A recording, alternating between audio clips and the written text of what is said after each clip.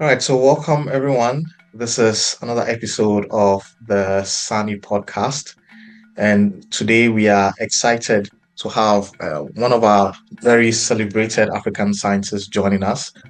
As usual, my name is Alex Nyako. I'm a research scientist at Tabiri, and I'm hosting today's podcast with.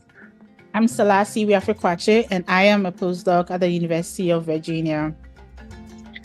All right, so let's get right into it. So today we are joined by Dr. Angela Tabiri. She is a research associate and academic manager at the African Institute of Mathematical Sciences in Ghana, where she researches quantum or non-commutative algebra and works actively with the Girls in Mathematical Sciences program. So Angela, thank you so much once again for joining us and welcome to Sunny. Thank you, and it's a pleasure to be here.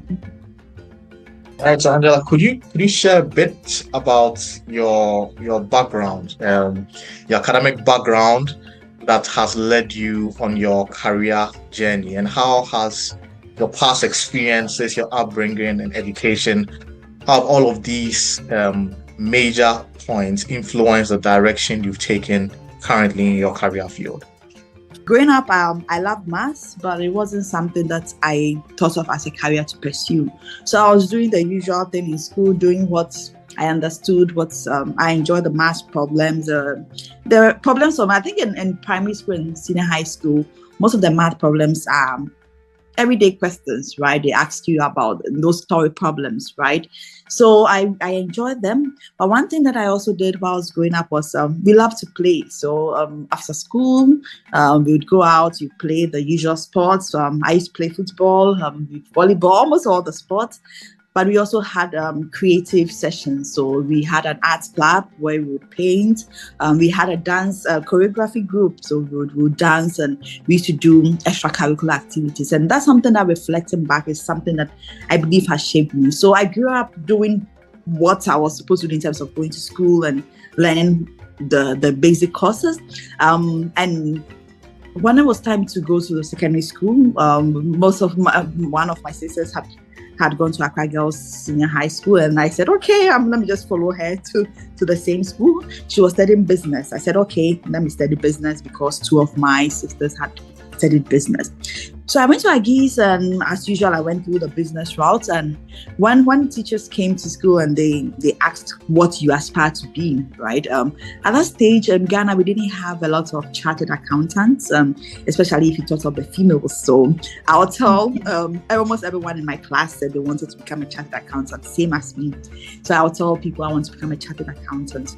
But life has a way of presenting things, right? So even though I was good at maths, it wasn't something I wanted to go to the university to do. So when I was applying to the university, I wanted to go to the business school to study accounting. But in Ghana, when you write your senior high school exams, your national exams, which was WASI, when you want to go to the university, your choice of university is not only determined by your, should I say, electives, right? Things, your specialization, Yeah. right? It's also based on the core, which for me, I still disagree with that, right? So I believe that if you want to go to the business school, it should be based on your grades in accounting, business management, those related to it. And the others, you just need a pass, right? But in Ghana, you have to do an average. So even though I got all A's in my electives, which meant I was good in accounting or business, in my core subjects, I got some B's and some A's, which meant that the aggregate didn't make the cutoff point. But I see it as a blessing in disguise. So I had to do my second choice. So with my second choice, because I was good in maths, it was suggested that I choose maths. In high school, I didn't study economics, but with the maths background, you could choose economics at the university. So those two subjects were the ones that I finished the university with. So I went to the University of Ghana, and I was studying maths and economics. And I remember when we went on to school, people asked you what you were studying. You told them you are studying maths, and they look at you strangely, and it looks so weird. Yeah, the strange department where everyone fails, right? But for me, it was me of embracing what life offered me and giving it my best. So I remember in my first year, university maths is different from high school maths. High school maths, you solve your past questions and you're okay, right? But in university, the focus is a lot of on understanding, right? So my first semester, I struggled a bit, and that was when I sought for help. I remember speaking with some tutors who really guided me, gave me a push, and they reiterated the fact that it's different. The ways maths is taught is different in high school compared to the university. And the university, for every 1 hour of maths lectures, you needed 2 hours to unpack it. We had tutorials, questions that you had to try in and present it every week. It was also important to work in groups, trying to understand things. So I had to unlearn and learn new things. Now, what I found fascinating was more of I love a challenge, right? So you have some challenging problems, you go through them a week, and once you were able to solve it, wow, your face lights up, right? So I was just enjoying what I was doing. And in my final year, I combined economics with mathematics. So I ended up studying maths in the university, mainly because it was my second choice, but secondly because I enjoyed it. But I still didn't think it was a career. So from there, I did my national service. I did another year as a TA, so that the maths department. Then AIMS had just opened in Ghana. So AIMS is the African Institute for Mathematical Sciences. We have centers across Africa.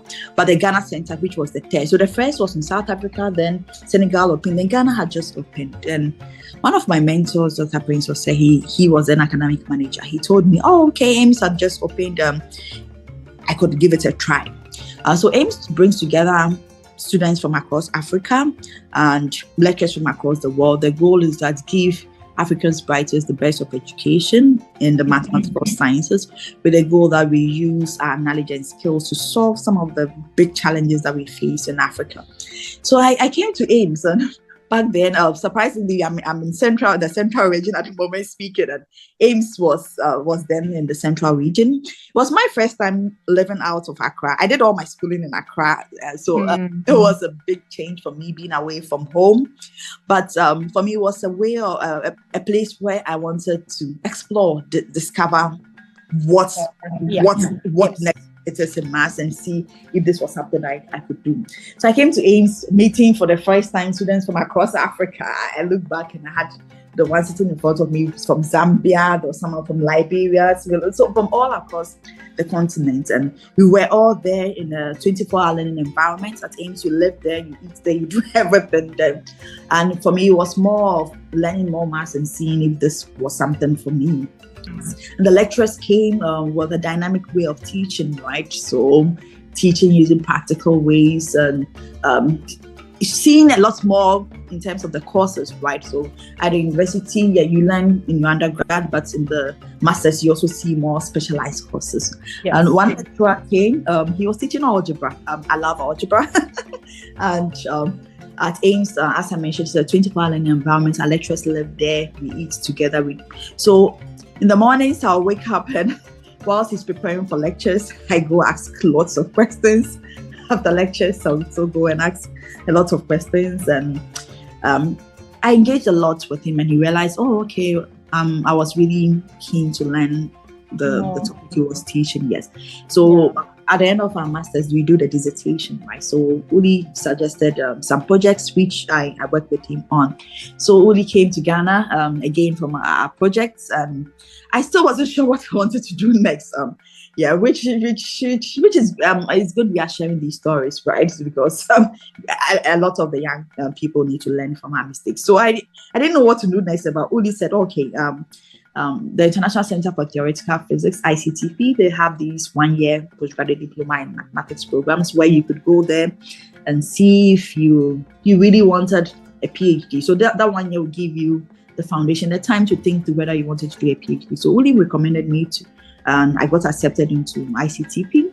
And so at ICTP, so I've always been a top student, right? So first class maths, commons at AIMS, I was valedictorian, then I went to ICTP, and Yeah, there's a bigger world out there, right? So yeah, it was very challenging. And for me there, I had to question myself whether maths. So for a long time, maths was something, that I could do, with some effort, but maybe with some understanding. But here, there was the depth was quite, the level was quite deep. So I needed to learn a lot quickly. But for me, it was also a way to challenge myself to think, is this really the life I wanted to live long term? So I was torn between two things, and I really prayed about it. And wow, I said, okay, if I really wanted to go along this path of academia or maths, I needed scholarships, right? I couldn't afford to pay for a PhD. I always aspired to study in the UK. So the Schlumberger Foundation Faculty for the Future Fellowships had opened. So it supports women in STEM from developing countries to study at top universities abroad, with the goal that we return to our home countries to promote the teaching and research in STEM. So I applied for that, and I prayed that it was either I got that to go to the UK, or I was going to do something completely different from this. Maybe in another interview, I'll talk about my other interests. Yeah. So, but so one day I was studying at the library, and I got an email. So there's a way you read those emails, right? You scroll down and you read the first few sentences to see whether it's something positive. So I read it, and wow, I said, congratulations, you've been awarded.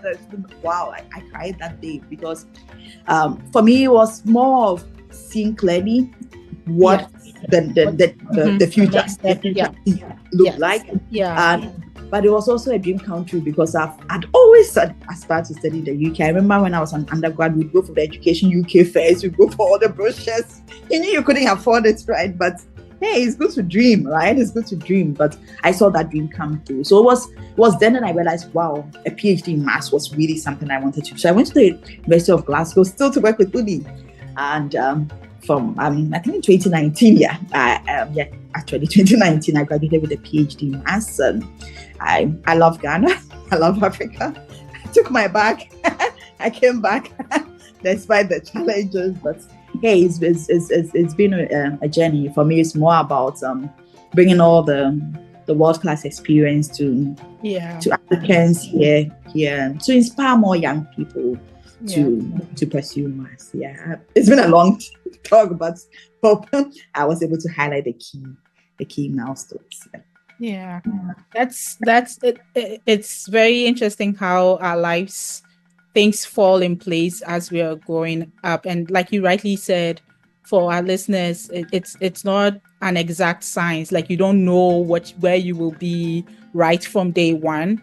But you at every stage, you kind of use. And what I like about your story is you went in at different stages, and because typically someone would say, okay, once that I have a master's, I guess the automatic thing is to do a PhD. But you had the opportunity to experience different things to the point where you could now say, okay, this is my next part. And I think that's very important for our listeners to hear as well. And so following up, would like to know more about your current research focus in simple terms. In the field of quantum algebra, and what specific problems are you aiming to tackle with your research? Because obviously when those of us that are not in the field of mathematics hear quantum algebra, it's like, oh, what do you even do at all? And so if you can share in simple terms so that our really young listeners can appreciate what quantum algebra is and what exactly your research entails. Definitely. So I'm a science communicator, so I'll try to break it down to simple terms. So the term quantum here, it means this. So think of addition, right? When we are adding 2 to 3, it doesn't matter the order in which we add them. So 2 plus 3 is the same as 3 plus 2, which is all 5, right? Okay. But when you think, so we call that property commutative. You can commute the placements, whether one comes first or the other comes second. Okay. But when you think of subtraction, the order in which you do subtraction matters. So 3 minus 2 is not the same as 2 minus 3. So the placement, we call that non-commutative. Okay. So here the quantum that we have in the quantum algebra means non-commutative. Now, what kind of algebra do we work with? So think of a dictionary with words in some alphabets, right? Of course, it's not a language dictionary where the words should make sense, right? The words are just concatenations of the alphabet that you want to make the words of the dictionary with. So in this dictionary, there is that non-commutative property. So let's think of a normal English dictionary, right? So if you think of the word face, it's made up of the alphabets F-A-C-E. Okay. But we can rearrange the alphabet face to get cafe. Yeah. So cafe and face are different, right? Yes. So even in the normal English language, the order in which you arrange words matter. So in my research, we work with arrangements of alphabets where when you change the location of the alphabets, it matters, right? Now, how does it relate to math? So the math comes in the sense that we are working, my research looks at correspondence between geometry and algebra. So in terms of geometry, think of the football, right? A sphere, or think of a sphere, right? If an ant is walking on a sphere, or if you look at the football, every point looks locally the same, right? All points there. Yes. There's no special points, right? Yeah. So we say that is homogeneous. Okay. Everything looks alike, the same, homogeneous. Yes. Okay. And the sphere or the football is given by some equation, right? So in this case, let's say, depending on the radius you want to look at, it's x squared plus y squared plus z squared equal to some radius. But if you think of the alpha symbol, right? So the alpha symbol is also given by some equation. So the alpha symbol, So if I'm an ant and I'm walking on the alpha symbol, every point looks locally the same until I get to the point where the two lines meet, right? So if I'm an ant, at every point I have only forward or backwards direction. But when I get to that intersection, I will have 4 different ways to go to. So that point is special. In technical terms, it's singular. So it cannot be homogeneous because some points are special. So that alpha symbol is given by some equation, y squared equals x squared plus x cubed. So our goal is that, so in my research, we try to classify curves which are given by some equations in x and y, which have this property of, they are not homogeneous, but they are somehow homogeneous. That somehow is what we call a quantum homogeneous space. So that's what my research does. So trying to classify them and trying to find properties of them. Now, why should we care about it, right? No, so this is where, so this year has been declared by the UN as the International Year of Quantum Science and Technology. Now, what is quantum and all the noise about quantum? So we all use debit card, credit cards. We use instant messaging apps, right? And most of these are built on encryption, right? We want to that no one intercepts, let's say, your pin or even your messages, right? Most of these systems are built on numbers. Okay, so numbers. So in the number system, we have classifications, right? There's something called a prime number. A prime number is a number that is divisible only by 1 and itself, right? And in algebra, there's a very beautiful theorem which says that if you give me any positive number, right, and that number is either a prime number, or even if it's not a prime number, you can write it uniquely as a product of prime numbers. Okay. So you can think of prime numbers as the building block or the atoms of the number system. Okay. But they also have this difficulty that if I give you any number, any big number, if I give you, let's say, a number worth, let's say 1 million digits, right? Okay. It's a very difficult problem to compute which prime numbers multiply to give you that million digits number. So our current encryption systems are based on that difficult problem of a classical computer will spend a long time trying to compose which prime numbers. So that's how come. So that hardness is what is factored into the encryption of whatever messages or credit cards that we use. But now with the quantum science and technology, so quantum computer. So a quantum computer is similar to, it's not a classical computer. So classical computers, you store data in zeros and ones, right, which we call bits, right? Okay. But for quantum computers, it's not either 0 or 1. So it's a blend of zeros and ones, which we call a qubit. Now, with quantum computers, this hard problem of decomposing a number into the prime numbers that multiply for it, quantum computers will be able to do it in split seconds, right? So, so we are going to that quantum age, right? We need to develop systems, right, where we'll be able to find maybe safer ways of sending messages, our credit cards and all that.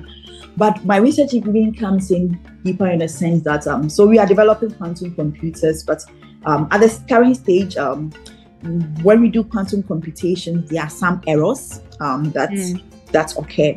Now, these qubits that I mentioned, where you store the data on quantum computers, they seem to satisfy the structure, which is the quantum algebras that we work with. So these qubits actually have a structure which we call a Hopf algebra. So the Hopf algebra is related to the research I do. So our goal is that on the algebra or the abstract side, we are building structures, developing theories, which we prove that they work, right? Now, if these theories work and these structures have appeared in quantum computing and qubits, our goal is that they help in these error corrections and aid in these quantum computers. So it's really interesting. So I'm always finding new places where these structures appear. And even one of the, did I say, it's not even weird, right? But it seems to have appeared in linguistics, right? So you think of linguistics as we find ways of putting, let's say, words together. But this structure of the Hopf algebra actually has two ways. When you bring alphabets together to form a word, you can think of multiplying, right? But there's also another structure where you split out those words into things that came together to form it, right? So merging and splitting, right? And this merging and splitting structure is actually what this Hopf algebra structure or this quantum algebra structure that we have works in. So it's quite, I don't know where next the structure will appear, right? But that's a good thing, right? As a mathematician, I love to see patterns, right? So if I see something, I'm able to put them together to see, oh, this object satisfies this pattern. And once it satisfies this pattern, whatever theories we have proved here can be translated into diverse fields. So yeah, I hope I've been able to explain my research in layman terms.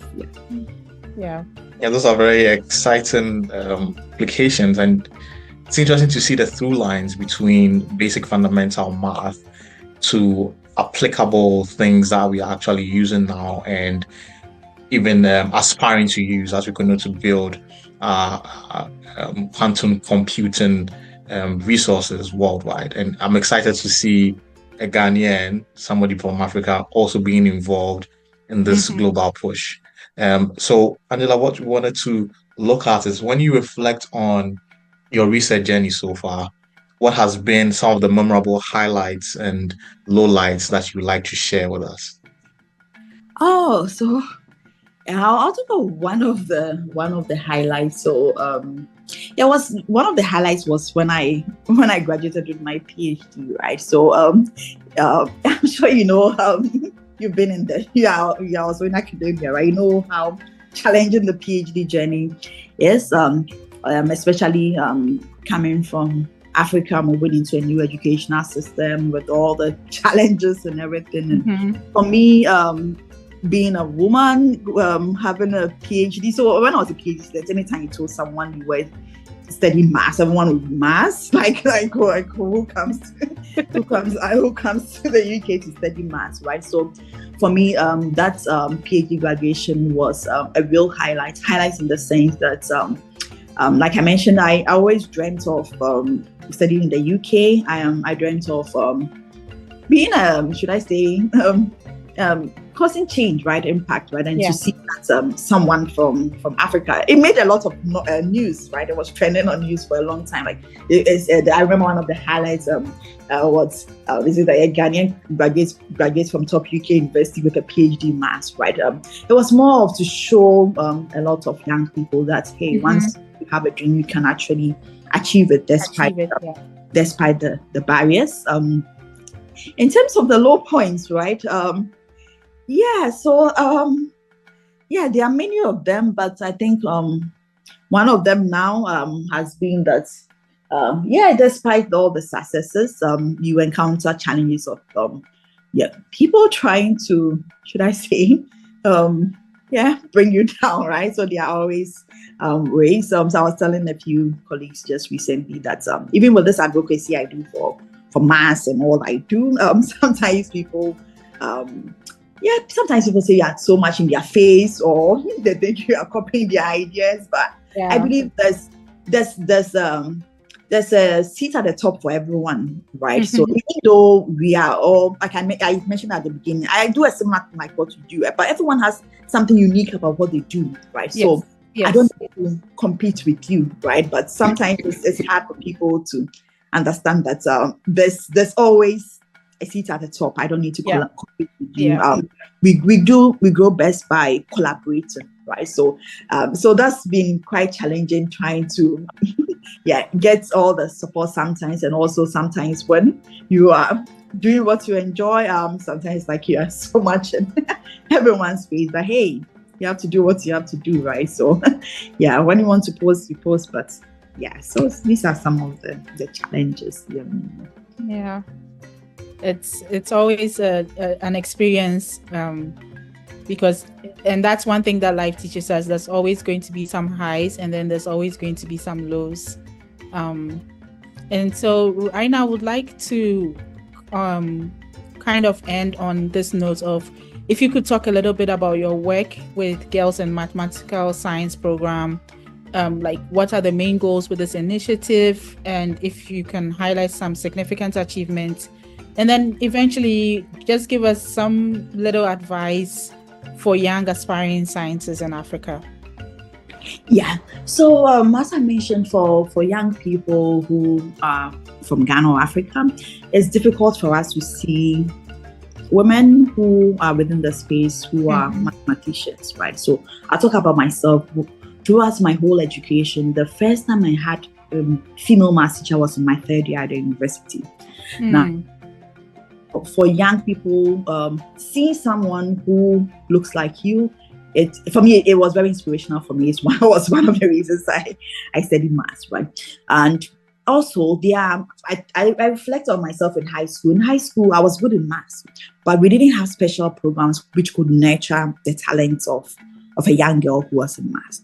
So when I came back at Ames, there was an opportunity to apply for a grant where we were looking at, okay, can we create this pipeline for high school girls who love maths to nurture their talents, right? Which is something, you are speaking from the US, is something I believe is done. You have these special schools, right, where gifted children go to. So even though they are in full-time school, we have this as an extracurricular activity, where on weekends, where they are not actively doing their usual lessons, we could have online master classes where speakers from across the world could engage them. What are the modern problems in mathematics, right? I mentioned this quantum computers thing. There's not been any functional quantum computer which has been built, right? And even in terms of Africa, how are we investing in creating our own quantum computer? So young people need to see where the problems are so that they could also channel their careers towards solving some of these challenges. So the goal was that we bring together speakers, both local and international, to expose them to modern research problems. We give them mentors. Mentors have played a very key role in my life in terms of guiding me. You are good in maths. Where next do you go to? What programs do you apply to? What careers are available? I've ended up as a lecturer, but there are so many things I can do, right? So we need to expose them to these. But when you're on vacation from school, so most of these are online, but the in-person components comes in when they're on vacation from school. We bring them to our campus, our university, we want to give them the relevant skills they need out there. Problem solving is one of them. So we have a course in mathematical problem solving where they see, okay, if you're given a problem, it could be math or it could be anything. How do you break it down into smaller bits related to what you know before, know where to start from? So even though the problem looks very daunting, like maybe your PhD problem, right? There's a way of breaking it down into smaller bits and in the end putting the puzzles together. So we have these in-person sessions where they meet lecturers. It's very intense. So I was telling some colleagues that when they come to AIMS, we do mainly postgraduate courses. So imagine there was this time where the master students were learning about vectors, and on one side of the lecture room, and these high school girls were also learning about vectors, and they were very enthusiastic about it. So it was more of exposing them to more maths. And our goal is that we want these girls in the next 10 years to be the ones who win those international laureates. So in mathematics, our highest award is called a Fields Medal. No Black person or no African has won it before. But with the right nurturing, these girls could win it. They could make breakthrough advances, right? We hear of all the Nobel Prizes, all these big prizes. How do we nurture these talents to do it? So that's the overall goal. In terms of the successes, right? So about 80% of our, so this is our fourth year. Currently, our applications are actually opened, right? And in the past 3 years, we have about 80% of our girls who enroll in the university studying STEM. They are not just studying STEM in Ghana, right? So some are studying STEM in the UK and in Canada. Recently, I was speaking to one of the girls. And see, sometimes it's more about knowing what opportunities are out there for you to apply for. So I was speaking with Amma. So Amma is in Manchester University in the UK.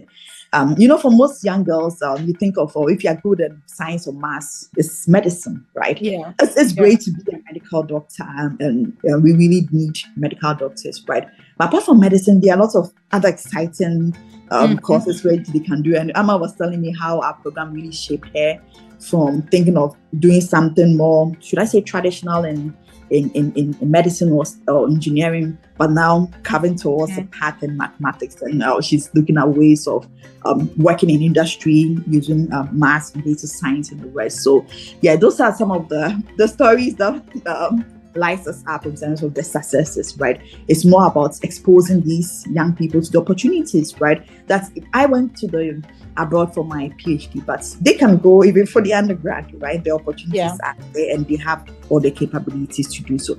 In terms of advice for young people, I usually say these three things: dream, believe, take action. So dream beyond your surroundings. So I didn't talk about a lot about my upbringing, but I grew up in a very, should I say, where all the vices in so I grew up in a shaman, right? So all the slum and all the bad vices went from there, but I didn't let that limit me, right? So I always dreamt beyond my surroundings. It doesn't cost anything to dream, right? So like I mentioned, I dreamt to study in the UK. I didn't know how I was going to pay for it, but I dreamt. So for young people, dream beyond your surroundings.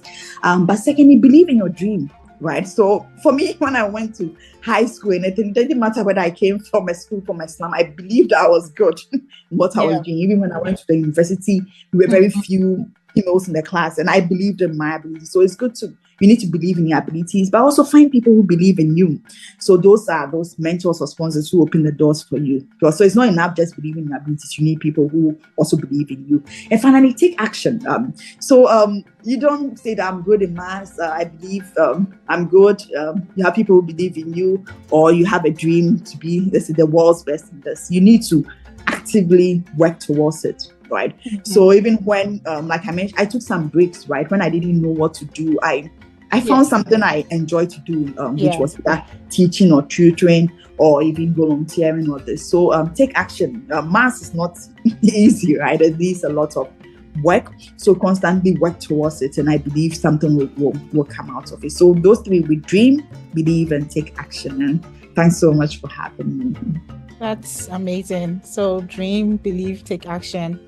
Angela, thank you so much for joining us and speaking about your experience. And I'm really convinced that this is going to inspire our listeners. And especially when you think about mathematics, it seems very foreign And even for those that are already in the mathematics field, I'm pretty sure sometimes they second guess themselves.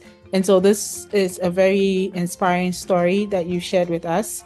And so to our listeners, let us know what you think. You can find us on Facebook as Sunny, Instagram at Sunny Podcast, and YouTube as Sunny Podcast. Don't forget to like, share, and subscribe, and send us your comments on today's episode. See you at our next session.